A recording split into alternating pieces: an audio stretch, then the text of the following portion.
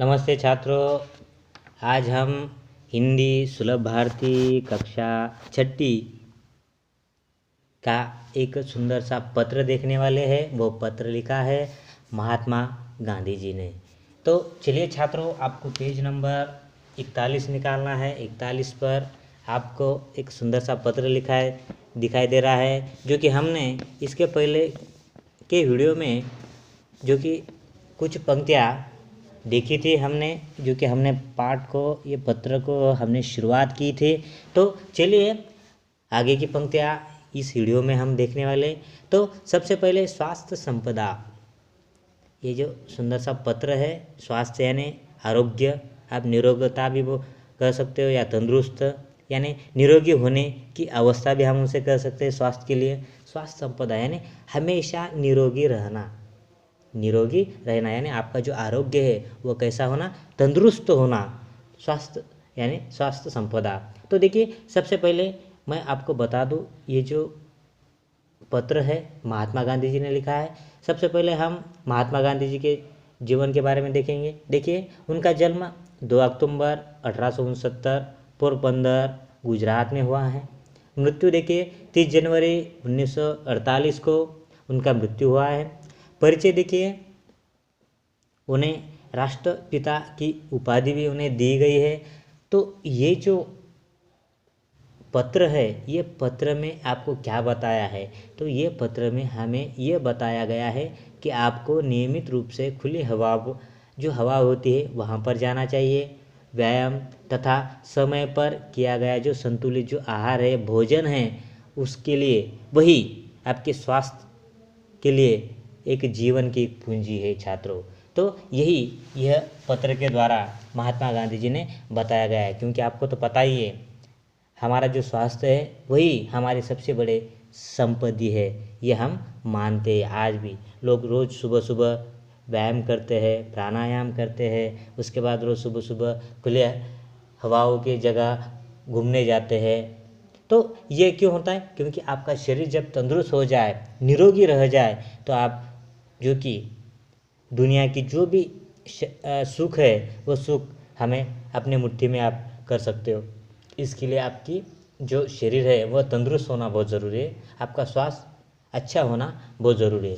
तो चलिए छात्रों, ये सबसे पहले हम जो आज पत्र जो देख रहे हैं, स्वास्थ्य संपदा हिंदी सुलभ भारती कक्षा छठी का ये जो पत्र देख रहे हैं, वह पत्र देखने से पहले मैं आपको बता दूं कि हम पहले वीडियो में कहाँ तक पहुँचे थे।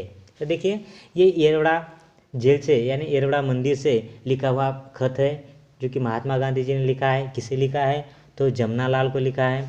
तो देखिए, हम कल के वीडियो में कहाँ तक देखे थे। तुम्हारा पत्र अभी मेरे हाथ लगा, सुना और उसका जवाब लिख रहा हूँ।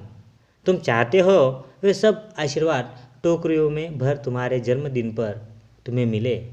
तुम्हारे स्वास्थ्य के संबंध में सब कुछ जानने के बाद भी जो विचार मैंने बताए हैं उन पर मैं स्वयं दृढ़ हूँ। तुमको अपने खर्च से भोजन प्राप्त करने की छुट्टी मिल सके तो उसे प्राप्त करने में कोई दोष नहीं समझता। शरीर को एक अमानत समझकर यथासंभव उसकी रक्षा करना रक्षक का धर्म है। मौज मजे के लिए गुड़ की एक डाली भी न मांगो न लो, परंतु औषध के तौर पर महंगे से महंगे अंगूर भी मिल सके तो प्राप्त करने में कोई बुराई नहीं दिखाई देती। इसलिए ऐसे भोजन को ग्रहण करने में उद्वेग की आवश्यकता नहीं। ऐसी ही स्थिति में दूसरों को भी ऐसा खाना खिलाया जा सके तो खिलाना भी चाहिए।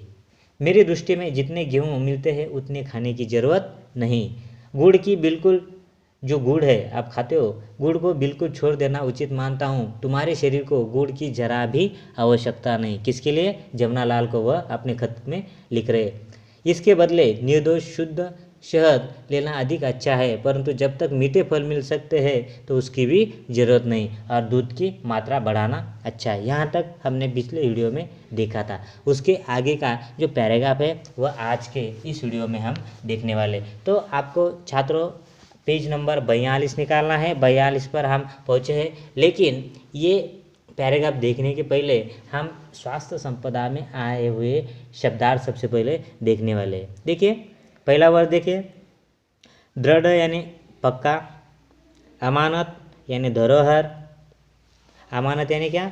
धरोहर। उसके बाद आप ऐसा भी कह सकते हैं जैसे कि एक निश्चित समय के लिए कोई चीज़ किसके पास रखना, वह भी आप उसे कह सकते हो, या धरोहर भी कह सकते हो। अमानत यानी एक प्रकार के आपका उचित एक निश्चित समय के लिए रखा हुआ एक गहना हो या कोई भी चीज़ हो, उसे अब अमानत इस प्रकार। उसके बाद देखिए यथासंभव, जहाँ तक संभव हो। उसके बाद रक्षक यानी रक्षा करने वाला। उसके बाद निर्दोष, दोष रहित। आगे देखिए सर्वोत्तम यानी सर्वश्रेष्ठ। उद्वेग यानी प्रबलता। हर्ज यानी हानि। इजाज़त यानी आज्ञा, आप उसे अनुमति भी कह सकते हो। और चोकर यानी उसे पीसे हुए अन्न को चालने पर बचे हुए छिलके।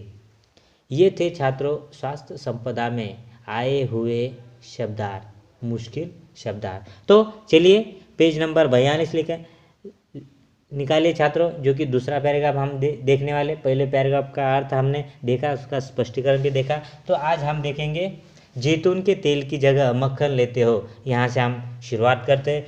तो देखिए हमने महात्मा गांधी जी का जन्म देखा, मृत्यु देखा, और ये जो खत है, ये जो पत्र है, ये पत्र में हमें बापूजी ने क्या बताया है, ये भी मैंने आपको पहले वीडियो में बताया है। तो छात्रों देखिए आज हम कौन सा पैराग्राफ देखने वाले? जैतून के तेल की जगह।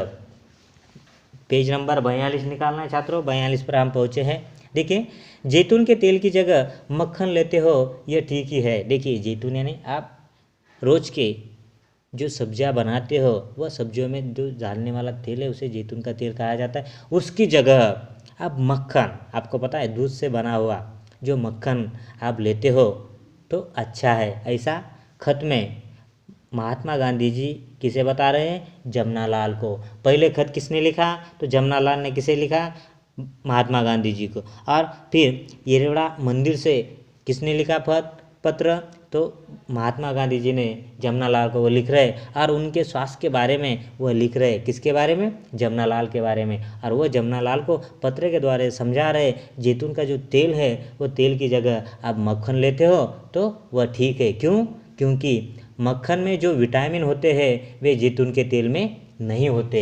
वह उनके पत्र में, जो पत्र लिखते समय वह जमनालाल को वह बता रहे, वह संभाषण कर रहे पत्र द्वारा। तो देखिए उन्होंने कहा जैतून का तेल तो आप रोज ही लेते हो, लेकिन जो जैतून के तेल में जो विटामिन है, वह विटामिन मक्खन, जैसे कि जो मक्खन में जो विटामिन है वह जैतून के तेल में होते हैं? तो बिल्कुल नहीं, क्योंकि सबसे ज़्यादा विटामिन ये मक्खन में होते हैं। इसीलिए सबसे जो जैतून का तेल है वो कम मात्रा में उसका उपयोग किया जाए, और मक्खन का जो उपयोग सबसे ज़्यादा, क्योंकि उसमें ज़्यादा विटामिन होते हैं। ऐसे खत में, पत्र में महात्मा गांधी जी बता रहे हैं। आगे देखिए साग में हरी सब्जियां होना चाहिए, जो कि आप दैनंदिन जो आप खाना खाते हो, और खाने में आपको सबसे ज़्यादा जो हरी सब्जियां, जैसे कि आपको पता है जो पालक हो, जो आप रोज़ खाते हो, उसमें सबसे ज़्यादा विटामिन होने के लिए हरी सब्जियां खाना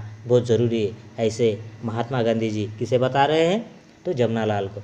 उसके अलावा आलू वगैरह लगभग रोटी का स्थान लेते हैं। देखिए आलू आप खाते हो तो वह रोटी की जगह लेते हैं। ऐसे खत में कौन बता रहे हैं? महात्मा गांधी जी जमनालाल को बता रहे। क्यों?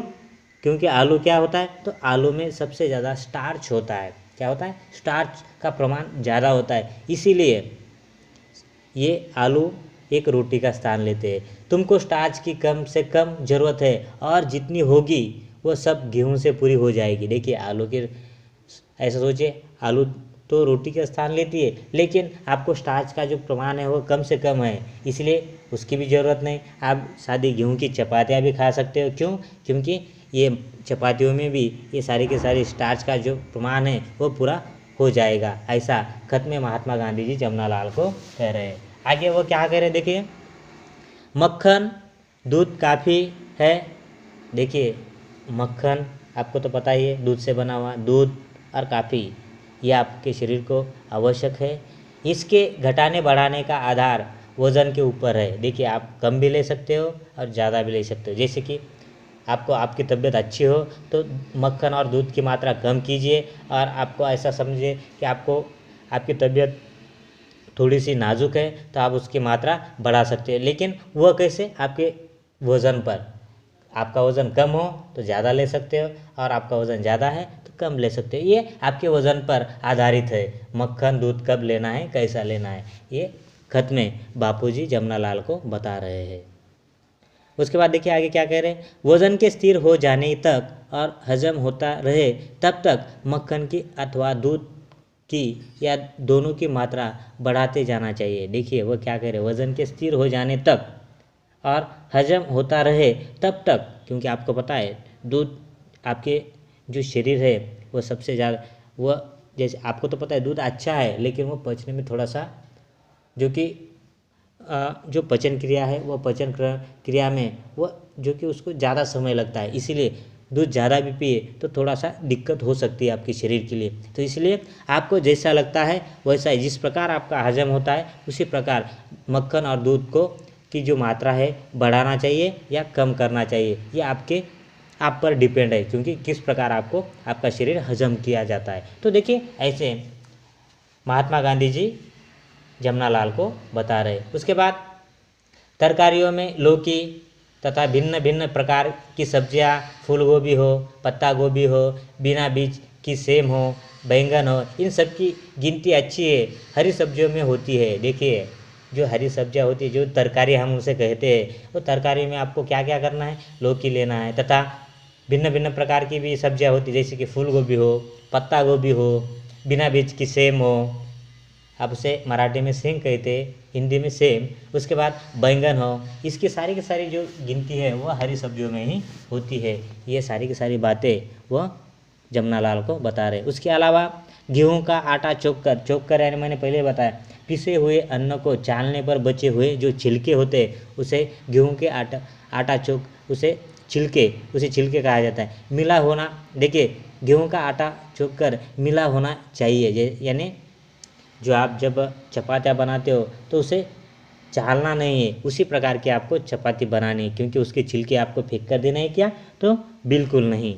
यदि गेहूं बिल्कुल साफ कर पिसा गया हो तो उसका कोई भी अंश न फेंकना चाहिए। देखिए बापूजी यही कह रहे हैं कि जब आप चपातियाँ बनाते हो तो क्या करते हो घर वाले या आपके घर के जो आपकी मम्मी हो या आपकी मदर हो, तो क्या करते हैं गेहूं को आटे को क्या करते हैं, उससे सबसे पहले पीस कर उसको जो छिलके होते हैं गेहूं के वो बाहर निकाले जाते हैं। तो ऐसा नहीं करना चाहिए। आपको सबसे पहले ये वो गेहूं साफ़ सुथरा कर उसे पीस कर लाना है, और उसकी सीधी की सीधी आपको क्या करनी है, चपातियाँ बनानी है।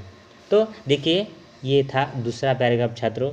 ये दूसरे पैराग्राफ को आज हमने देखा, सारी की सारी पंक्तियाँ आपको बताई, उसका स्पष्टीकरण दिया जो भी।